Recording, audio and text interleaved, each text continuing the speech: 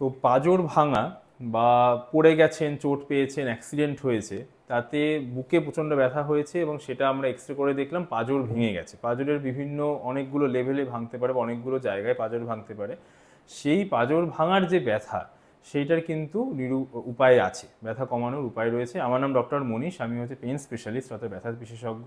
আজকের আমার বক্তব্য হচ্ছে রিব ফ্র্যাকচার বা বুকের পাঁজর ভাঙার জন্য যে ব্যথাটা হচ্ছে সেইটা কম রাখার কী কী উপায় আছে।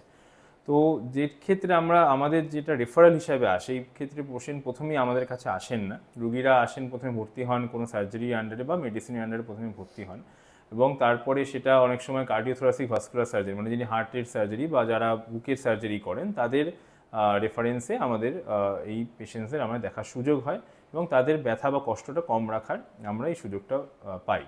তো ব্যথা যখন হয়, বুকে ব্যথাটার জন্য কি কি সমস্যা হতে পারে? যখন পাঁজর ভেঙে যায় তখন নিঃশ্বাস প্রশ্বাসে অনেক সময় সমস্যা হয়, ব্যথা জন্য নিঃশ্বাস প্রশ্বাস বেশি নেওয়া সম্ভব হয় না। তার জন্য কি হয়, অনেক ক্ষেত্রে যাদের সিওপিডি আছে বা সিওপিডি না থাকলেও যদি নিঃশ্বাস প্রশ্বাসের কষ্ট হচ্ছে ব্যথার জন্য, তাতে সিক্রিশনগুলো অ্যাকুমুলেট হয়ে যায়। মানে আমাদের যে বুকের মধ্যে যে শ্বাস প্রশ্বাস নিই, অনেক সময় সিক্রিশন বলুন, মিউকাস বলুন, যেটা আমরা কাফ আউট করতে পারি নর্মালি, সেই ক্ষেত্রে করা সম্ভব হয় না। সেগুলো অনেক সময় বুকের মধ্যে জমে যায়। জমে যাওয়ার জন্য সেগুলো আবার ইনফেকশন ক্রিয়েট করে, মানে নিউমোনিয়া টাইপের হতে পারে।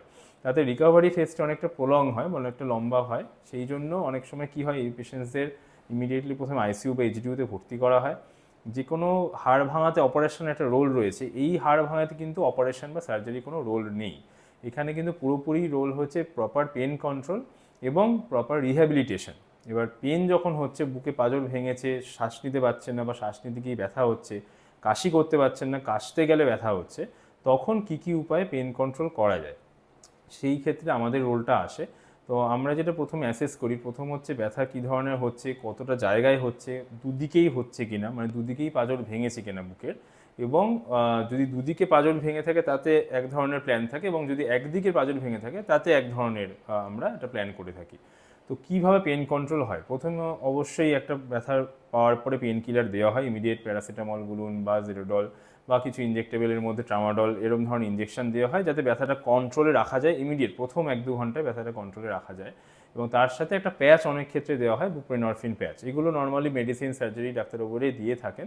তাতে পেশেন্টদের প্রথমে পেন কন্ট্রোলটা ভালো হয়, কিন্তু সেটা সাস্টেন করতে গেলে, মানে ধরুন নেক্সট 5-6 দিন 7 দিন পেন কন্ট্রোলটা আর ভালোভাবে করতে গেলে আমাদের তখন রোল রয়েছে। দুটো ইনজেকশন আমরা দিই এই ক্ষেত্রে। একটা হচ্ছে এপিডুরাল ইনজেকশন, মানে ধরুন আমাদের যে শির দ্বারা বা স্পাইন রয়েছে, স্পাইনের দুটো স্পাইনের মধ্যে একটা স্পেস থাকে, একটা জায়গা রয়েছে, যেটা নর্মালি আপনার কোমরের ইনজেকশন বলা হয়, যেটা অনেক সময় সিজারিয়ান সেকশন বলুন বা পায়ের অপারেশনের ক্ষেত্রে স্পাইনাল অ্যানাস্থেসিয়া দেওয়া হয়, ওই স্পেসের মধ্যেই আমরা যাই। এবং দুদিকে যদি ফ্র্যাকচার থাকে, দুদিকেই ফ্র্যাকচার রয়েছে, দুদিকেই প্রচণ্ড ব্যথা এবং অনেকগুলো লেভেলে, মানে ধরুন আমাদের তো 1 থেকে 12 অবধি রিব রয়েছে, যদিও 12 এবং 11টা ফ্লোটিং রিব।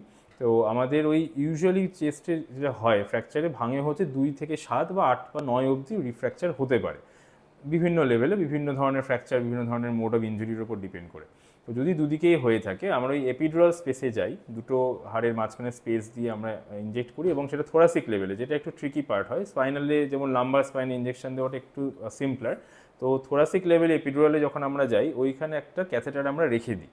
তো ওই ক্যাথেটার একটা খুব পাতলা মতো একটা নলি মতো রেখে দেওয়া হয়, ওখান দিয়ে ওষুধ দেওয়া হয় যাতে আপনার দুদিকেই ব্যথাটা অনেকটা পরিমাণ কম থাকে। এবং ওই যে নলিটা আমরা রেখে দিলাম এপিডুরাল স্পেসে, সেইটা 5 থেকে 7 দিন অবধি রেখে দেওয়া যায়, এবং তারপরে ওটা আস্তে আস্তে রিমুভ করা হয়। প্রথম 5-7 দিনের ব্যথাটা কন্ট্রোল হয়ে গেলে তারপরে শ্বাস নেওয়া, ওই সময়টা রিহ্যাবিলিটেশন, কাশি এবং ফিজিওথেরাপি প্রপারলি করানো গেলে সেখান থেকে অনেকটা রিলিফ হয়।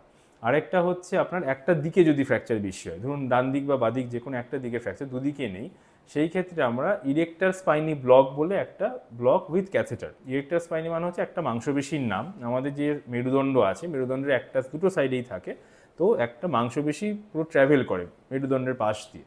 তো আমরা সেটা আলট্রাসাউন্ডে দেখি, আলট্রাসাউন্ড গাইডেড এই অ্যাপ্রোচটা করা হয়। আলট্রাসাউন্ডে দেখে মাংসপেশি এবং হাড়ের মাঝখানে জাস্ট ওই স্পেসটায় আমরা ইনজেকশনটা দিই, এবং তাতে ওই হাড় এবং মাংসপেশির মধ্যে যেখান দিয়ে নার্ভটা বেরোয় সেই জায়গাটা আমরা ওপেন আপ করে দিই ওষুধ দিয়ে। এবং সেই ওষুধটা কি হয়েছে, এটা একটা সুবিধা হচ্ছে, একটা লেভেলে দিলেই, কারণ এপিডুরালটা একটা লেভেলে দিয়ে আমরা ক্যাথেটার ছেড়ে দিচ্ছি, এখানেও তেমনি ওই একটা লেভেলে ইঞ্জেকশন দিয়ে দেওয়া হয়, ইঞ্জেকশন দিয়ে ওই ক্যাথেটার বা নলি রেখে দেওয়া হয়, সেখান দিয়ে ওষুধ দেওয়া হয়। সেই ওষুধটা একটা ইনফিউশন চলে, আইসিইউ বা এইচডিইউতে ইউজুয়ালি দেওয়া হয়, এবং তাতে আপনার অনেকগুলো লেভেল কাভার হয়ে যায়। ধরুন 2 থেকে 9 অবধি বা 11 অবধি ওটা কাভারেজটা থাকে, সেই মতো ওষুধটা চালানো হয়। তাতে আপনার পেনটা অনেকটা কন্ট্রোলে থাকে এবং আপনার শ্বাস প্রশ্বাস নেওয়ার ক্ষমতা, কাশি ক্ষমতা বা চেস্ট ফিজিওথেরাপি করানো, এইগুলো করাতে অনেক সুবিধা হয়, যাতে আপনার সিক্রিশনগুলো অ্যাকুমুলেট না হয় এবং মিউকাস আপনি কাশি করে বের করতে পারেন। তাতে আপনার নিউমোনিয়া বা ইনফেকশন হওয়ার সম্ভাবনাটাও কম থাকে। তো এটা মোস্টলি হচ্ছে আপনার রিফ্র্যাকচার এবং রিফ্র্যাকচার রিলেটেড সমস্যার জন্য ব্যথা কন্ট্রোল। তো এই ভিডিও থেকে টেক হোম মেসেজ এটাই, যে ধরুন পড়ে গেছেন, চোট পেয়েছেন, ট্রমা হয়েছে, চেস্ট রিফ্র্যাকচার হয়েছে, আশঙ্কা ভীতি একটা থাকে, তার সাথে ব্যথা রয়েছে, শ্বাস প্রশ্বাস নিতে পারছেন না, এক্ষেত্রে অবশ্যই অ্যাডমিশন যেখানে নিচ্ছেন সে তো অবশ্যই অ্যাডমিশন নিচ্ছেন ডাক্তারবাবুদের আন্ডারে, কিন্তু আমরাও এখানে বড় একটা রোল প্লে করছি in the form of pain control, ব্যথা কন্ট্রোল করে, যাতে আপনার তাড়াতাড়ি রিহ্যাবিলিটেট করা যায়, তাতে তাড়াতাড়ি আপনার ডিসচার্জ হতে পারে এবং আপনার যাতে কোনো ইনফেকশন না হয়, কাশি করতে পারেন, সেইটার জন্য এই এপিডুরাল বা erector spinae catheter, block with catheter আমরা দিয়ে ব্যথা কন্ট্রোল করতে পারি। তো এই ভিডিও নিয়ে কোনো জিজ্ঞাসা থাকলে কমেন্ট বক্সে জানাবেন। ধন্যবাদ, ভালো থাকবেন, সুস্থ থাকবেন।